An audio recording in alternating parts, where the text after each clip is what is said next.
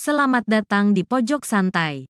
Sebelum Anda mendengarkan audiobook ini, kami menginformasikan bahwa channel ini adalah review audio dari buku yang ada di Indonesia. Untuk membaca keseluruhan buku ini kami menyarankan membeli buku aslinya di toko buku kesayangan Anda, baik offline maupun online. Keberadaan channel ini dimaksudkan untuk membantu Anda mendapatkan pengetahuan dari buku-buku kesayangan Anda.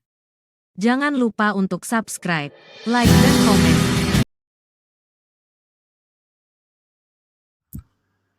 Selamat datang di Pojok Santai, channel khusus yang membahas komik dan novel dengan cara asyik. Dewa Pedang menemui ajalnya saat berhadapan dengan Kala Biru. Bagaimana nasib Partai Telaga Wangi selanjutnya? Yuk, langsung saja cari tahu di video berikut ini.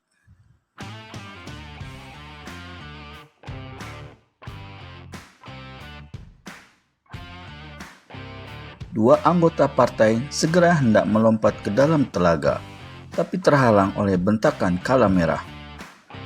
Siapa yang berani bergerak akan mampus. Pengurus partai tadi, yaitu Jambak Rogo, melompat ke hadapan Kala Merah. Kekejamanmu melewati takaran manusia, iblis. Kupasrahkan selembar nyawaku untuk mencincang kau. Habis berkata begitu, Jambak Rogo lancarkan serangan pedang, 2 tendangan, serta 1 jotosan. Kehebatan serangan ini tak bisa dianggap remeh, namun justru Kala Merah tidak pandang sebelah mata. Sekali tangannya bergerak, sekali larikan sinar hijau melesat, maka terdengarlah jeritan Jambak Rogo. Nyawanya putus. Tiga pengurus partai, yaitu yang tadi sudah sama-sama kena terpukul pingsan oleh si cawat gila dan nenek kelawang merah, dan saat itu masih berada dalam keadaan terluka, tiada ambil peduli lagi keadaan diri masing-masing. Ketiganya menyerbu ke muka. Kelabang Songo berseru, "Seluruh anggota partai lekas bentuk barisan Telaga Maut." Mendengar ini, anggota partai Telaga Wangi yang memang sudah sejak tadi menahan kegeramannya dan ingin lekas-lekas turun tangan, segera bergerak membentuk barisan yang dinamakan Telaga Maut. Barisan ini berbentuk lingkaran dan terdiri dari 5 lapis. Karena partai Telaga Wangi belum lagi dikenal, maka semua yang hadir di situ tak mengetahui sampai di mana kehebatan barisan Telaga Maut itu.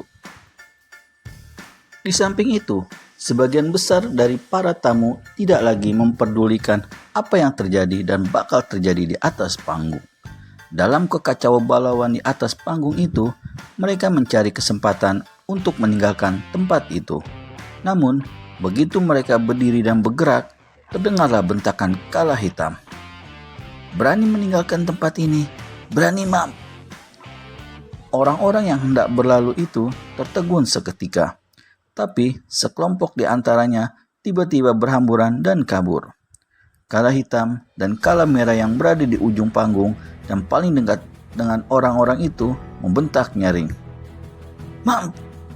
teriak mereka. 2 gelombang sinar hijau menyambar, maka terdengarlah pekik-pekik maut. Keseluruhan kelompok hendak melarikan diri itu terkapar di tanah, tak satu pun yang hidup, yang menyaksikan berdiri dengan lutut gontai. "Siapa yang mau kabur lagi? Silakan!" berseru Kala Merah. Tak ada yang berani bergerak. Namun ini bukan berarti bahwa semua tamu yang hadir itu merasa jeri terhadap Kala Merah dan kawan-kawannya. Beberapa tokoh sengaja menahan kegeraman mereka sampai saat di mana mereka merasa tepat untuk maju. Tiba-tiba di atas panggung terdengar teriakan-teriakan keras.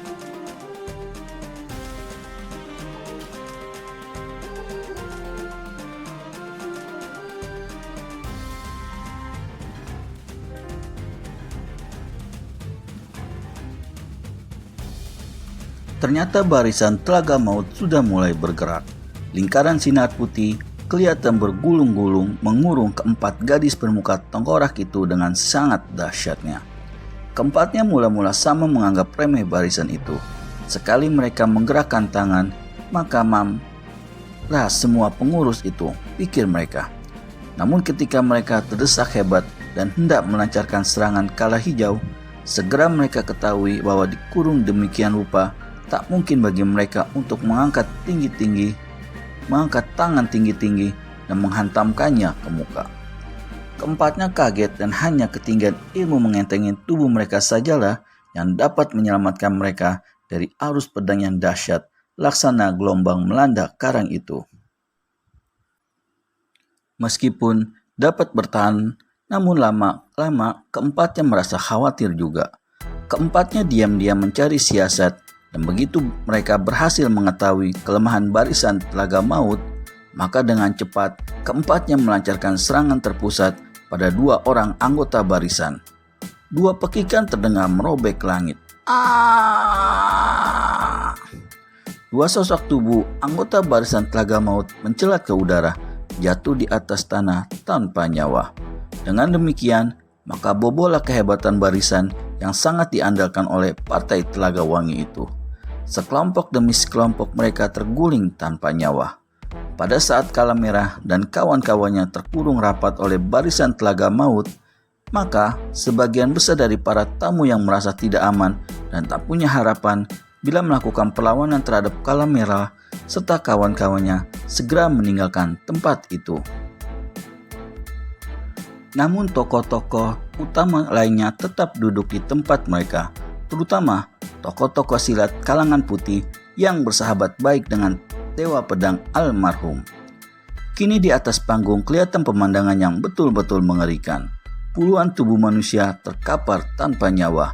Ada yang hancur kepalanya, ada yang robek perutnya, atau melesak dadanya.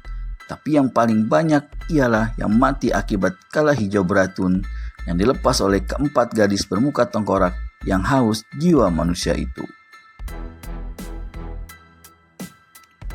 Di atas panggung, Partai Telaga Wangi yang kini cuma tinggal nama saja, Kala Merah berdiri bertolak pinggang menghadapi para hadirin yang kini hanya tinggal separuh saja lagi.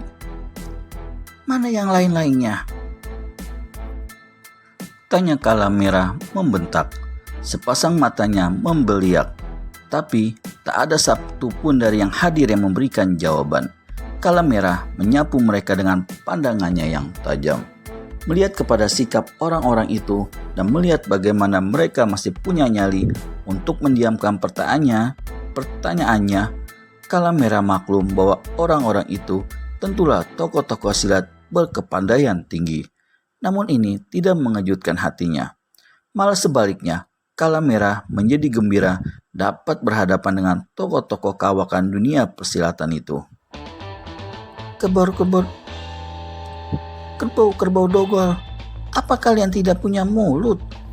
Orang bertanya didiamkan saja, atau mungkin tulis semua. Mendadak, terdengar suara tertawa mengekeh dari panggung sebelah barat. Kala Merah, jika kau punya nyali, turunlah. Kala Merah dan kawan-kawannya tentu saja kaget sekali dan memandang ke jurusan barat, tapi tak dapat mengetahui siapa adanya orang yang bicara itu, karena dia mempergunakan ilmu memindahkan suara. Siapa sebenarnya sosok bersuara dan misterius itu? Temukan jawabannya di video selanjutnya hanya di channel Pojok Santai. Segera subscribe dan tekan tombol lonceng untuk mendapat notifikasi video terbaru dari kami. Terima kasih dan sampai bertemu kembali.